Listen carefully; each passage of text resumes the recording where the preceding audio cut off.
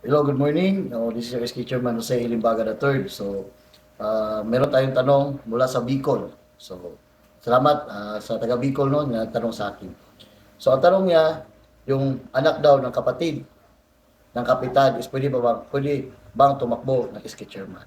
So, yung pamangkin ng kapitan, pwede bang tumakbo ng SK Chairman? So, according to Republic Act 10742 or also known as SK Reform Law, pwede po. No, kung titingnan natin yung second degree consanguinity and affinity, medyo malayo na po, no? Yung kapitan at saka yung kapatid niya is second degree.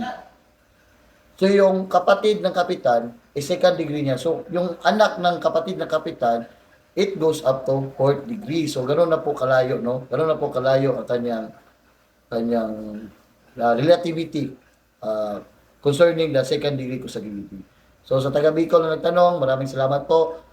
Pwede po tumakbo ang pamangkin ng barangay captain. Kasi hindi na po siya saklaw o sakop ng second degree consanguinity na pinagbabawal ng ating batas sa Republic Act 1072. So lahat po ng taga Bicol, magandang umaga, salamat po.